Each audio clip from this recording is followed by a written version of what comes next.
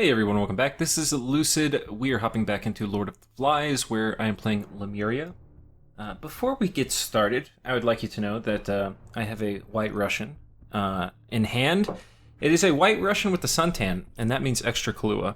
So if any of you have access to the raw materials to make such a thing, I would encourage you to partake. If not, mix up drink of choice and sit back and relax as we try to conquer the world with evil undead ghosts.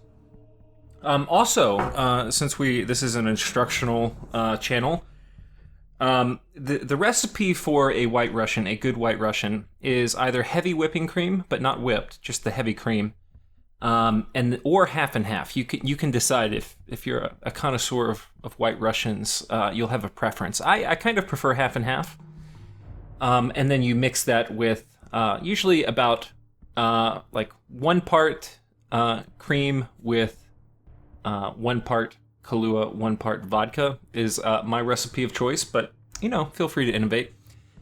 So anyway, back to Dominions. We're hopping in on turn 91. And let's talk about it. I sent a message out to people. I hate staling in games, so I apologize to everyone. Hey, I have like 6 games now, which I'm in that are all in the late game, hard to keep up with the turns. The game hosting is 72 hours now. So we're at turn 90 something, right? So about this time, that's about 3 days. So anyway, the turns have really slowed down now. But we are deep into the late game, and it's very rare that games go too far past 100. And that's because forces are unleashed on the world, which it is very hard for the game to remain in a balanced state. So anyway, we are forging things with our mages, and they are getting killed. I think these guys are forging earth items. Our pretender got killed, which is unfortunate. So the slave to unreason is making another appearance. The volume down here, blasted in my headphones. And this is, just as a trivia, it's the only Astral 10 unit in the game. Yeah, so we get wrecked there. Managed to kill this horror, so that's nice. And then coming down, we'll click through these battles real quick. See, his super combatant kills one of my light rating squads. Vampire kills one of my light rating squads. Same here. Okay, we raid just PD. We'll just click through, see if there's any important battles. Kills a light rating squad. He kills another light rating squad. So he's actually killing off a fair amount of ghosts. We might need to we're gonna need to take a look at our score graph after this, because we are losing a lot of ghosts. So he actually routs this big, huge army with this Ice Devil. I think that might be worth watching. Is that this one? No, one down.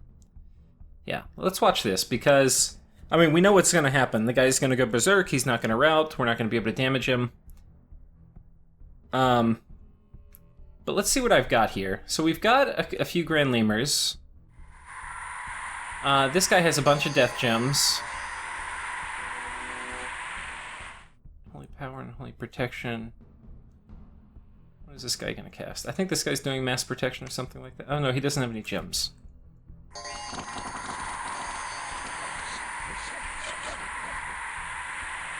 Okay, we do have one Drain Life Spammer here. I don't know which one it is. Where are you, Fiend? Okay, this is my Drain Life Spammer. So he's actually up kind of towards the front, which is where we want him. And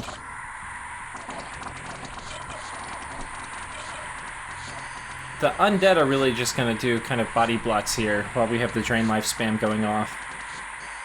And I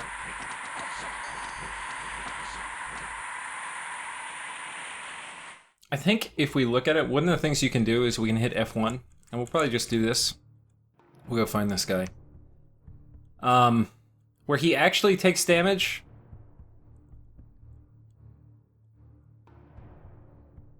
Okay, 16 points of damage.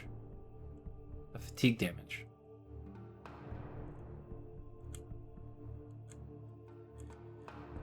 So if you hit F1, you can see all the units, and you can scroll down to see what the hell's happening. Trying to see where we actually have damage. Because I know we are damaging him, but I don't see any. And I think it's... I wonder if we could just see the drain life. I think that's the only thing that's really hurting him here. Paralyze, repelled. Well, I think the only thing that's really hitting him is drain life. Very hard to tell. Okay. I wonder if there's ways to like filter through it to only see certain things. But basically, he's getting all afflicted up. I'm just gonna power forward here. It looks like he also has blood vengeance on him. Or something. I see damage being lashed out randomly. Don't know what's causing that here. But he's regenerating pretty well, so he's still at 90 hit points. He is getting a lot of afflictions, because we are doing damage.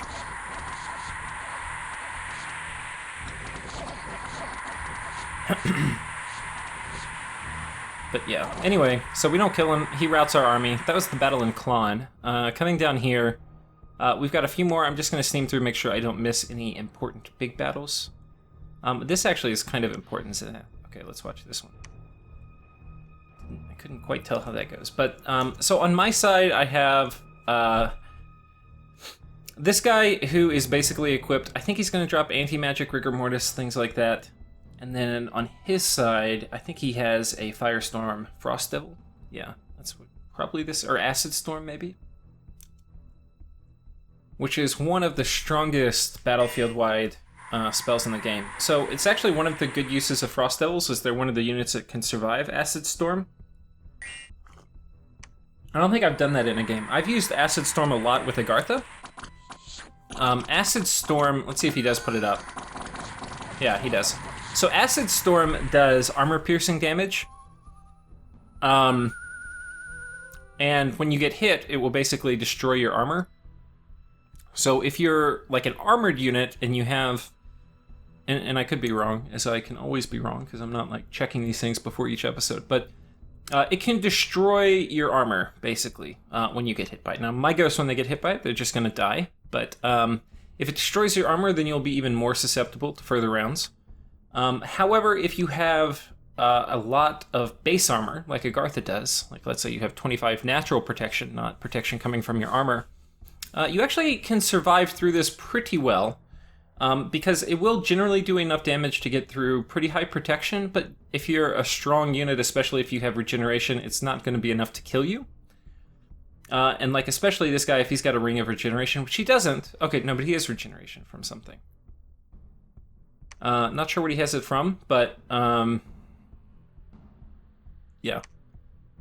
Not sure at all. How the hell does he have regeneration? Oh, he probably had some other dude bless him, or cast regeneration on him before they died or ran off the battle. But, basically, this guy's, because he has a lot of HP and regeneration and very high protection, he should be able to survive Acid Storm.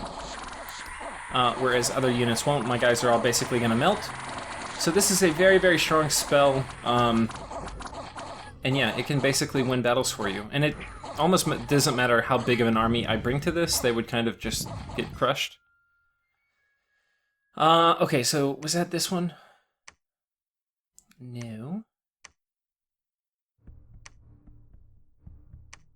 That was this battle, right? So we lost everything. Our Grand Lemur died. Coming down here, we lost a bunch more troops. And then here we lost even more. So we need to look at our army graph, because I'm quite sure that we are not flat on army. We seem to be losing a ton of troops. I think I'm generating around 600 to 700 troops a turn, but I'm pretty sure I had more than that die.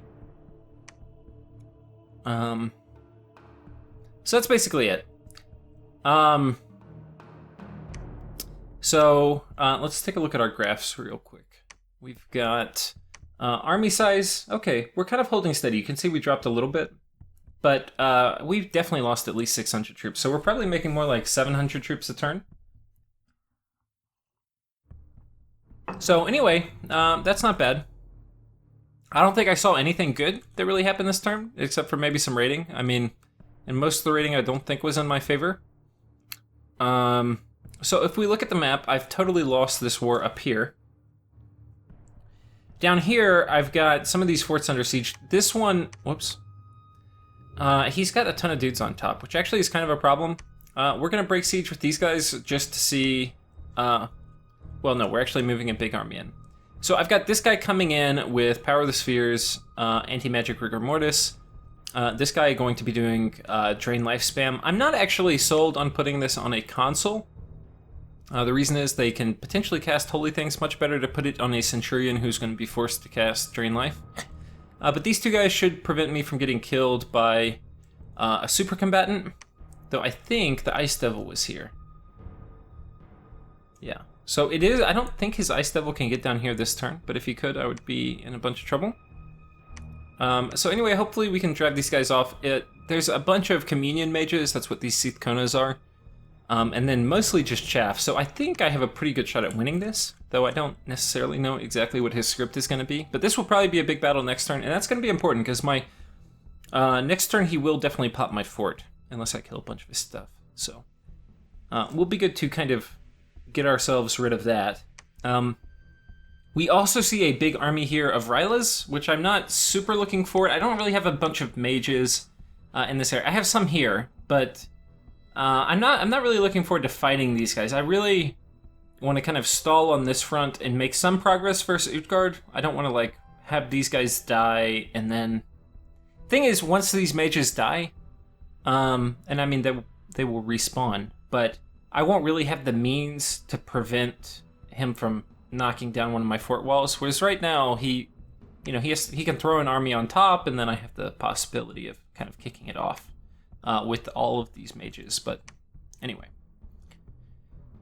I don't really stand much to gain by attacking Gryla, I guess. There's other things that are happening. One thing is we see Utgard is trying to finish off Agartha, who held out for a very, very long time. And it is definitely something I'm going to look at doing, is coming in and helping him and maybe taking this and then potentially Abyssea's capital. Or it's really Agartha's only capital left. Agartha's been conquered except for his the part of Abyssea which Agartha conquered. So anyway. What was this battle here? I don't think this was particularly important. No. We stormed this fort, but there was nothing really there. So, anyway, these guys were going to move out and go try to take this. And I think we're moving the whole squad. Yeah, just about. Who's staying behind? Yeah, nobody. So we're moving all these guys. So we should be able to... This is a pretty weak fortification. So there's a good chance, I think... How big is this army here? No, actually, we're not going to one-turn pop it. You can see up here the siege strength of this army is 441. So there's no way we're going to pop a 500 wall integrity fort. This squad is going to move here with 3 Grand Lemurs. And basically this is all that's going to happen. And I'm really just preparing... The big threat here, obviously, is Midgard with 400-something Storm Demons, because these guys can kill essentially an unlimited number of ghosts. Yeah, so... I sent like a little guy here just to claim this if there's nobody here. I think a heart took this or something. But my real goal is I need... You can see my global's down, right? So there's a free spot. Actually, I'm spending all my pearls. I wonder if I'm... What am I spending my pearls on? Okay, I've got a golem. Now, there's an important thing about golems. I don't think I talked about summoning them. I had Golgoth here summon a golem. I don't know if it was this turn. Oh yeah, he did. So I got a golem last turn, and this actually is important, worth talking about. Golems are mindless, and they're one of the very, very few mindless commanders, and most commanders are not mindless. What makes golems very important is because they're mindless, they are immune to horrors, so horrors won't attack them. These guys are immune to astral corruption, so theoretically I could empower this guy up and he could cast big spells, and I don't have to worry about doom horrors or anything attacking him. So anyway, that is important. Anyway, I guess I don't know this because I'm casting Ritual of Returning, which is not very smart, but whatever. I think maybe I figure this out. I can't remember if I knew that when I summoned a golem, and then I figure it out later. Or maybe I knew it and then just cast Ritual of Returning anyway. Yeah. Where am I using the rest of my freaking pearls? They're all gone somewhere, and I'm getting a lot of them a turn. I wonder if I'm forging anything. Come on, buddy. Okay, we're making a Starshine cap. Ritual of Returning. That doesn't really account for all of them, but anyway, that accounts for kind of a lot of them. But I think what I'm gonna do... Where are all my water gems too?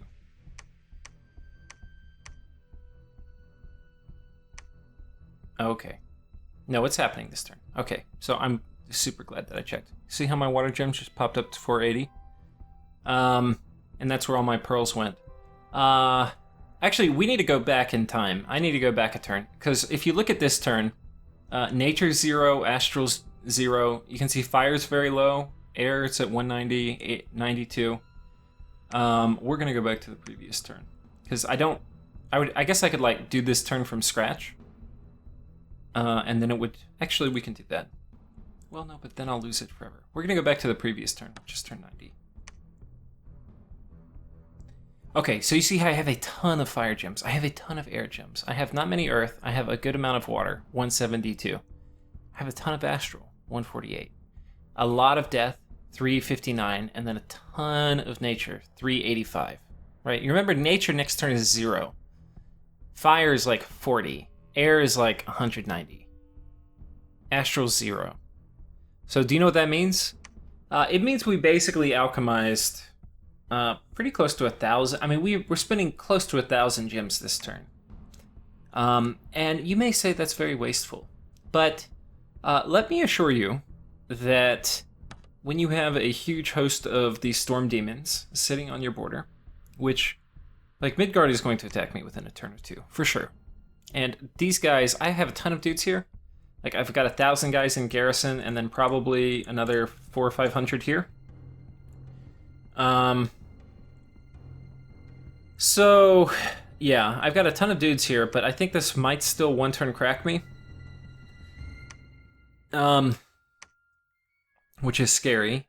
And I don't have any way to fight with an army all of these storm demons. And I was like really thinking, what the hell can I do to defend myself against this? Because while maybe I'm a big cancer on the world, Midgard can attack this throne. He has a big army somewhere over here.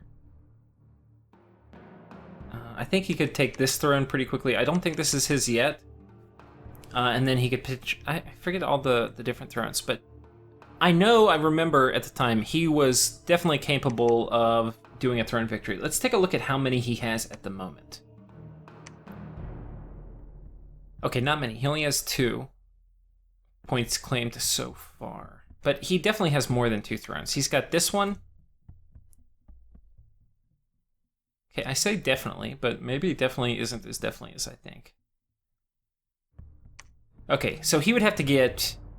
I think this is a level 2... Or no, lower throne. This is level 1. This is a level 1. So he could get that one, that would be 4. This one is a level 1, so that would be 5. Could he get this one down here? I think this... I'm not sure what this one Ryla has. Let's see what it is.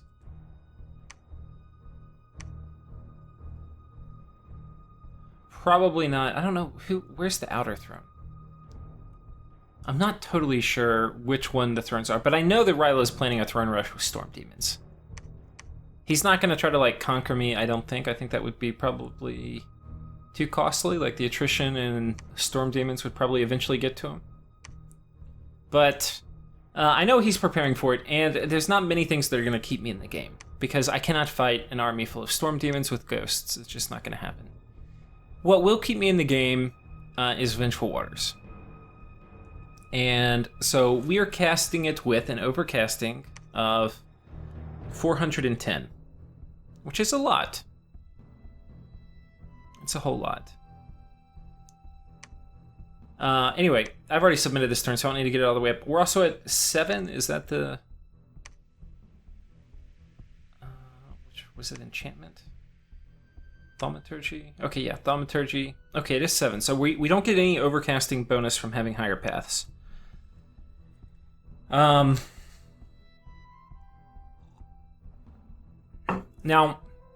our caster... So imagine I put all the water gems in there. My caster has a bunch of gear on, a fair amount of HP, and then a Ring of Returning. Now, there is a chance she gets one hit killed by a horror, which would immediately take this down, because a horror can, if all of his attacks hit, it is possible that he could do 65 damage.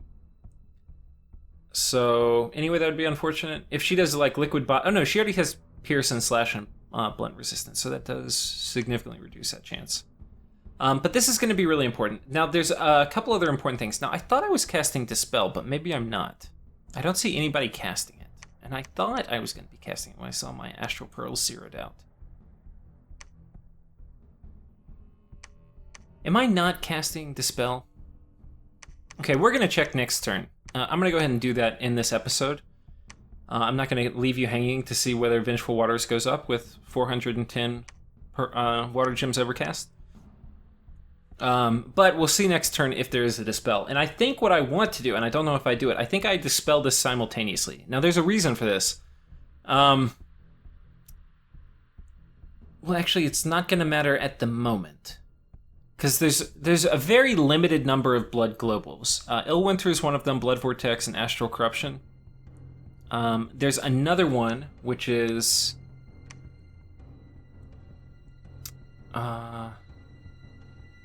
here's Blood Vortex, that's one.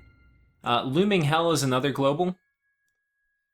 So anyway, this one could potentially go up. One of the things, if you're fighting in the late game versus Blood Nations and you put up a global they don't want you to have, one of the things they may do is they may overcast another spell, like another Blood Global, and if it ends up hitting yours, which there's really only a 1 in 5 chance it could take it down.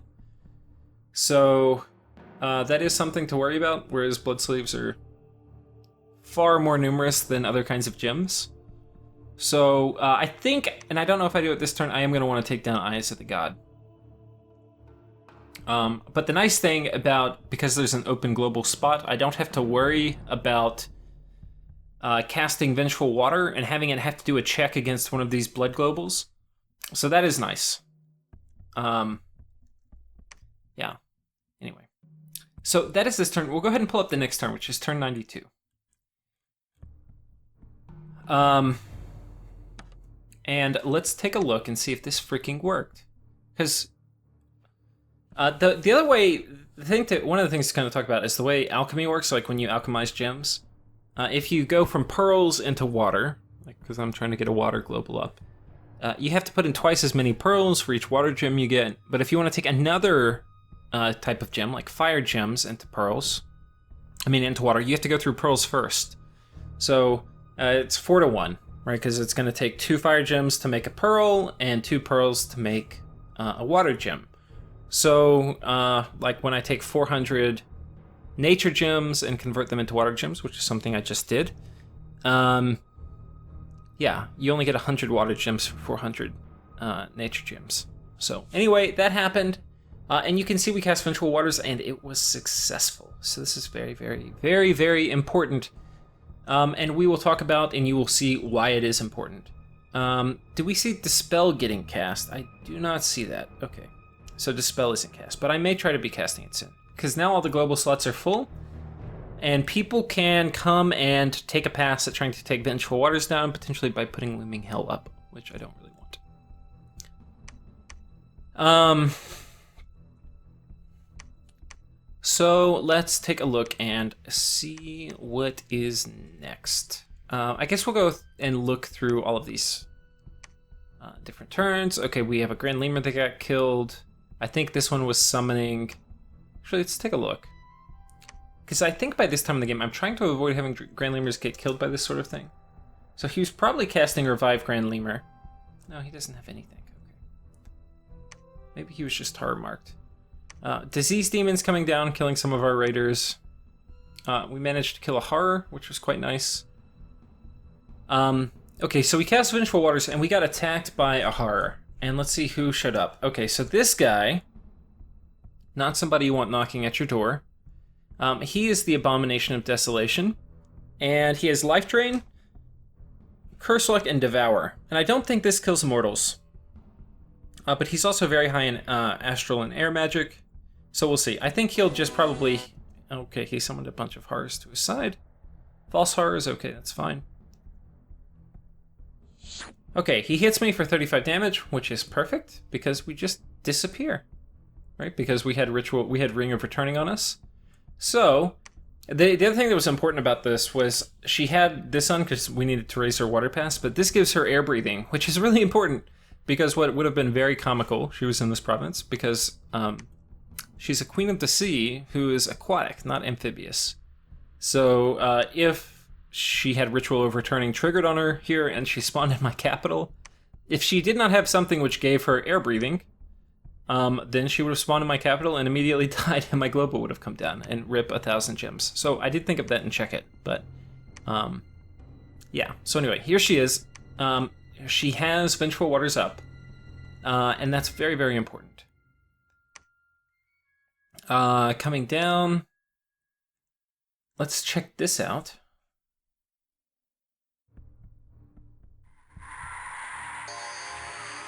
Okay, we get zapped by, let's see which province this is. Okay, right here, he's got Claw of Pt2 Assassin. And then going on to the normal battles, we'll just click through here real quick.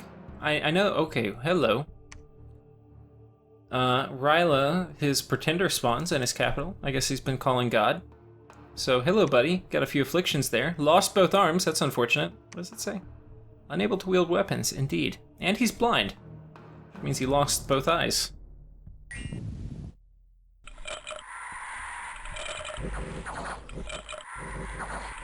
But he scares us away, and there we go. Apparently you don't need eyes or arms to kill the PD. So anyway, okay, this actually shows him dying, so... You see, he could have won, but in this case he didn't. So anyway, rest in peace, Firstborn. Got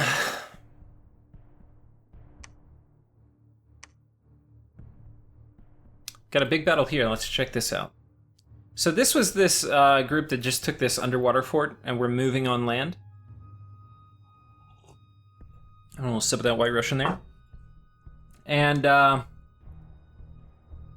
we've got a vampire. Please tell me he's not fire. He's fire empowered, guys, and he has armor. This is not going to be good. With 1 gem and fire empowered, that means he's going to be casting Phoenix Pyre.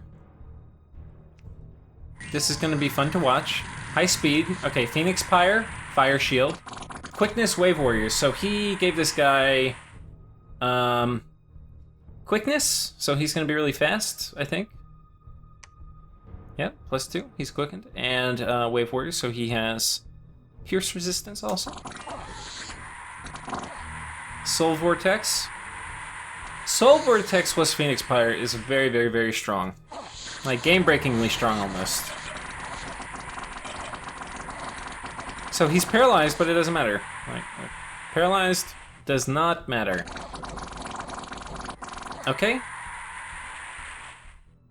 He just got killed. Where did he spawn to? Hello. Oh. Wait, let's watch that again.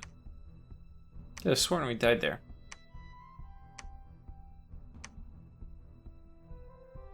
Oh, it says we killed him. How about that? How did we kill him? We didn't convert him. Maybe he got fatigued out by paralyzed? I don't think any of my guys have... Do they have fatigue attacks? With Soul Vortex, we shouldn't really be able to fatigue him out. Let's go check this again and see what happened.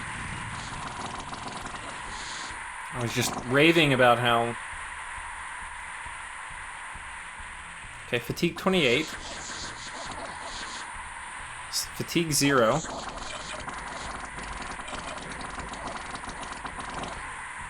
Still fatigue 0. And he does have Phoenix Pyre. Yeah, okay. Let's see what the hell happened to him. One of the things, so we're gonna do this trick again, hit F1. We're gonna come down and find him. Hello, buddy.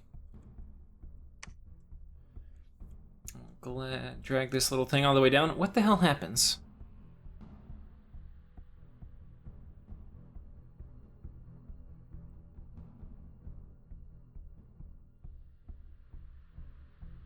Not extremely clear from looking at this, huh? Not useful. A lot of times you can tell what happened. I kind of want to watch it again, but I'm not going to make you sit there and... Should we watch it? We're going to watch it again, guys. So, fast forward about 1 minute if you don't want to see this. Where are you? What the hell happens? We're going to zap forward till right before when he dies. Oh shit, we didn't do it in time, did we? Well, whatever. We're not going to watch it. No, we're going to watch it. One more time.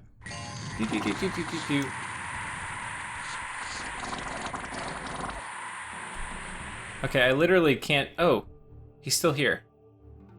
Okay, he's retreated. So he's routing. He has no fatigue. I think he's flown up at this point, which... There's a weird mechanic.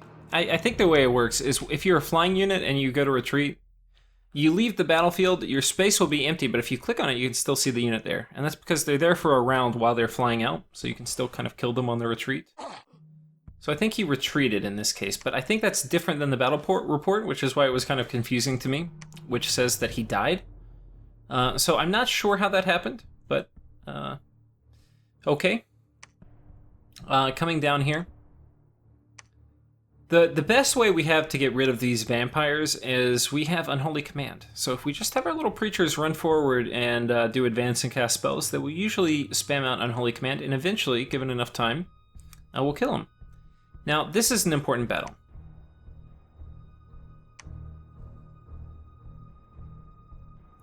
This is his Firestorm dude, and he's got a big, or Acid Storm dude, and very big dude. So this guy casts Regeneration, which I believe will take... Oh, he has a Thistle Mace, so it doesn't take any gems. And then this guy is going to cast Acid Storm.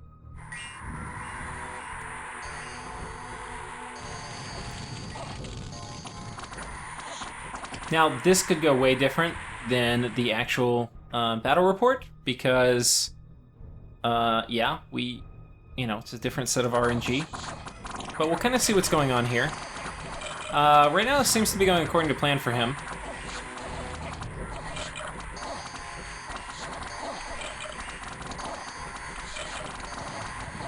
Acid Storm seems to be killing all of us. Is he sacred? No.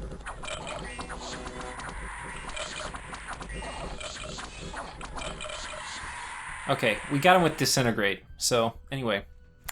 Rest in peace, dude. This guy is now dead for a good long time. So, that's one of the reasons, especially if you're worried about super combatants. Where are we? Down here? Cliff Coast? No? Greater Wild. Okay. So he kills a bunch of dudes. This was a big army. A lot of the things he killed, I think, were free spawn. I mean, my animated skeletons or whatever. But,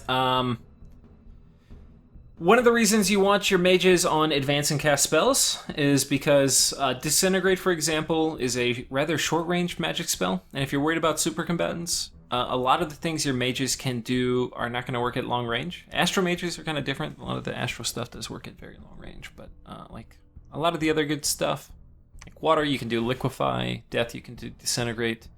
A lot of the good anti-super combatant stuff, you need your mage on advance and cast spells. And that's what happened here. One of the Grand Lemurs disintegrated him. So, yeah, he's going to be dead for a good long time. Now, I think, and I could be wrong, I'm pretty sure this is how it works, but this guy died. He was empowered. You can actually resummon, you can cast Bind Ice Devil again, and if this is the only Ice Devil who's not currently on the map, he's the one who will be summoned. You don't get like a blank slate. I think you actually, and I'm not 100% on this, you get basically the guy you had before, so that will include all the afflictions he had, but it will also include any empowerments. So it is probably a pretty efficient way to get this Ice Devil back.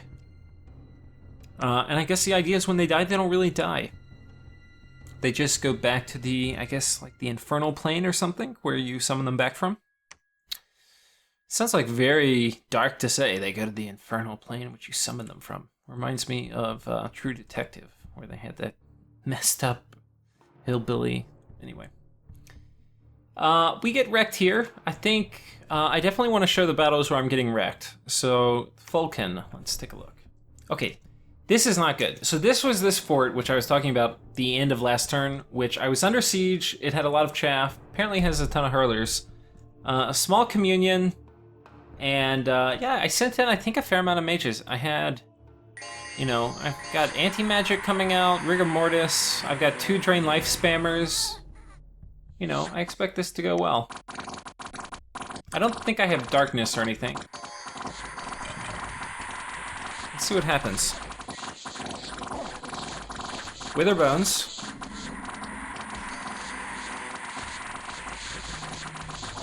Javelin's not very good against shielded long dead. They've got the pierce resistance, they've got the shield. And then with the javelins, they're magic, so it's an MR check on top of that. Wither bones popping out. The wither bones, I think, is just coming from this one vampire. And he's plugged into a sizable little communion here. So he's dropping pretty powerful wither bones. Yeah, he's a communion master, so. But just one guy spamming out wither bones as part of a communion is doing a rather amazing amount of work. So if you're fighting Lemuria, I think there's a lot of notes you can take from this battle. Have a front line, position them so that when they are engaging in Lemuria, they are still, your mage support, which is behind them, are in shooting distance.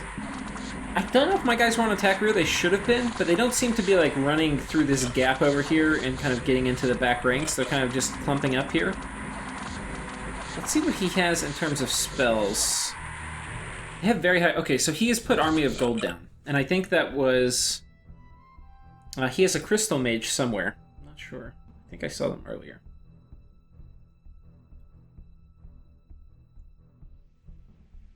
I know I saw a Crystal Mage back here somewhere. I don't see him at the present moment. Maybe he got picked off somehow.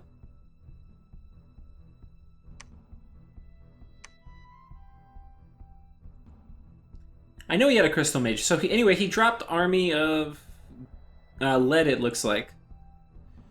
Which is very, very good against Lemuria. It raises your magic resistance, though it doesn't stack with anti-magic, and it gives you a huge amount of armor. So even these chaffy undead are basically immune to my ghost. My ghost just cannot do enough damage to break through the front line. And because of that, this Wither Bones is just killing us.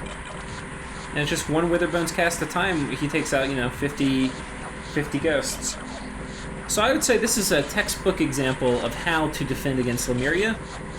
Kills a huge amount of my dudes. So very well played to Utgard here. Kind of perfect.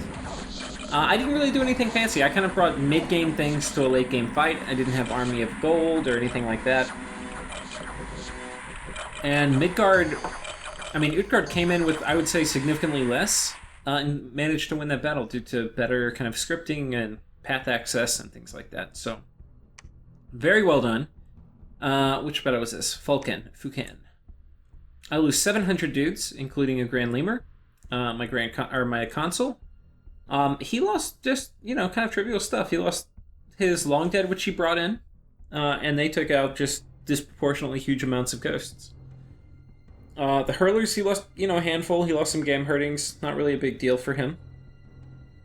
I mean, it wasn't no attrition, but I didn't get anything important. I didn't get any of his mages or anything like that. So, very, very well done. Battle here in Erd, I lose a raiding group. I managed to kill a Lich, which is nice. We could watch that. I'm kind of going to finish this episode, though, I think. Here we see Agartha actually take a nice... We'll watch this. We haven't watched a lot of the Agartha-Utgard conflict, so we'll go ahead and watch this. I think Agartha is still player controlled at this point. I know he does go AI at some point. So Utgard fighting kind of a multi-front war, fighting me and then also fighting Agartha here. What I think we'll find, though, is he's got these blind lords, or blind fighters, who are clogging up the entrance, and these guys are very defensive units. They're very hard to kill. 21 protection here. So sitting here in this entrance, they're going to be pretty tough to kill, and then he's got just some mage support behind it. Which are going to be... It looks like they're going to be banishing a lot of these undead at the beginning. And then once the undead are gone, they're probably going to switch primarily to nether darts. And just the fact that they're clogging up this gate, they're going to hold. Well, it looks like they're starting to break. Okay, there we go. So anyway, that's kind of why fort defense can be very, very strong if you have people who can summon undead, and then also if you have very strong defensive units, you can clog up that fort entrance, and then, yeah, that's what you got. So, well played to Agartha there. Where was that? That was his first battle we watched.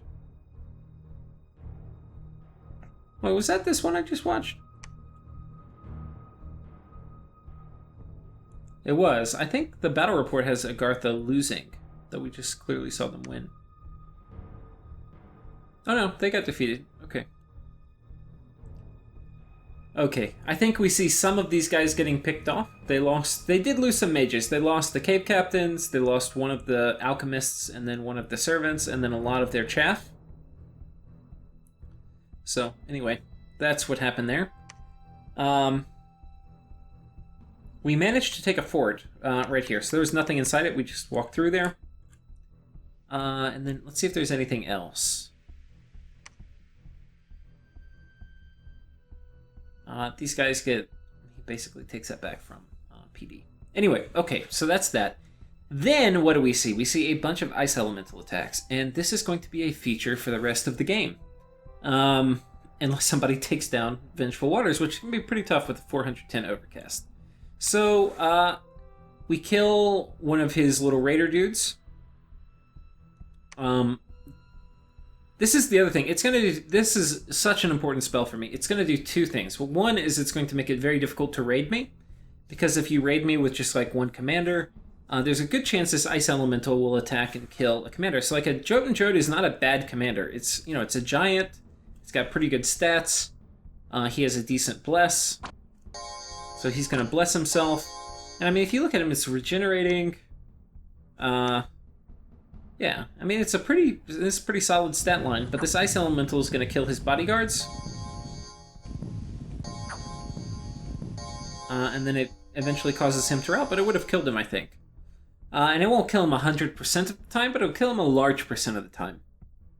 Okay, we kill a Servant of the Oracles, because my Dominion is in Agartha now. So my Dominion is even more toxic than it was before. A Star Child actually kills me, and this is probably because the Star Child had a bottle of water. But it at least alerts me to where the Star Child is. The other thing is this will target stealthy units. So this will get scouts and basically anything. Killed the Seth Kona, Mound King, Mage of the Spring. We snipe a scout. Killed another Sith Kona. Now, I want to talk a little bit about how this works. So one thing, let's take a look at one of these battles, and I think, though I'm not sure, I think this is a size 5. Yeah, so Ice Elementals come in size 6 through 1, and anyway, this spawns size 5. So it's not as good as a size 6, but it's better than, you know, like a size 3, which is a lesser Water Elemental. But anyway, so it's going to have a random chance to have any commander, enemy commander, that's in my Dominion. They will have a chance to get attacked by a water elemental or an ice elemental, depending on temperature scales. And I think usually water elementals are a little better at this. But anyway. The chance of them being attacked is dependent on the candles that are in that province. So, like, this province, which only has one candle, we didn't have any ice elemental attacks.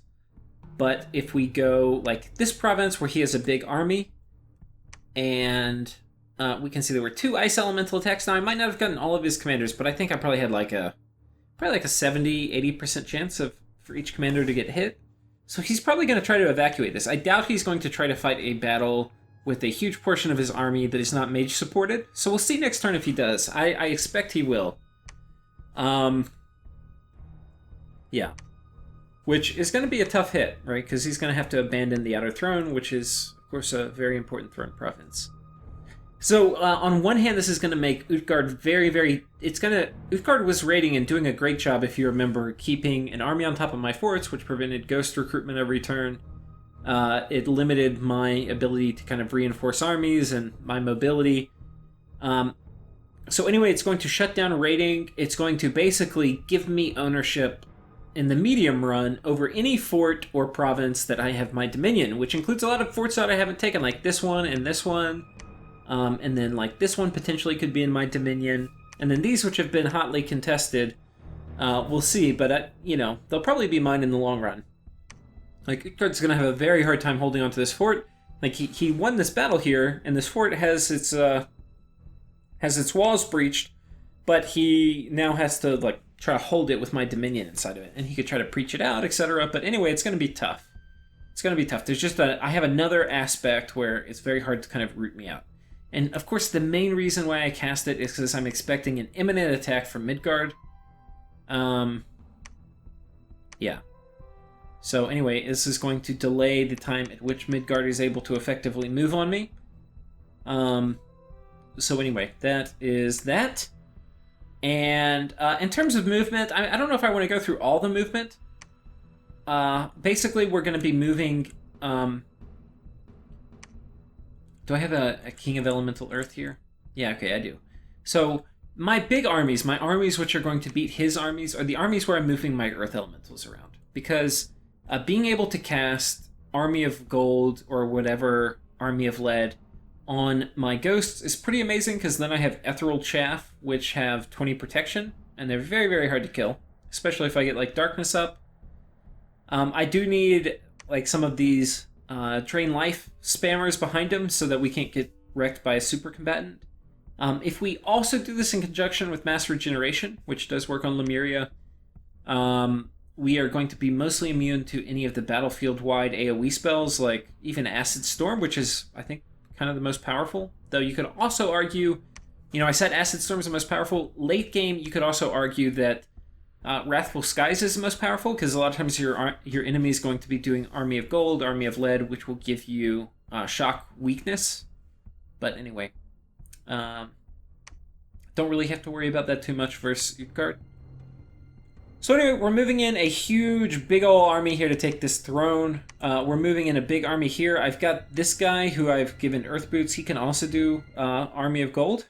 So another big army coming in here. And I'm going to make a big push on this front now. I think I have enough. Do I have Drain Life Spammers here? We're casting Power of Spheres.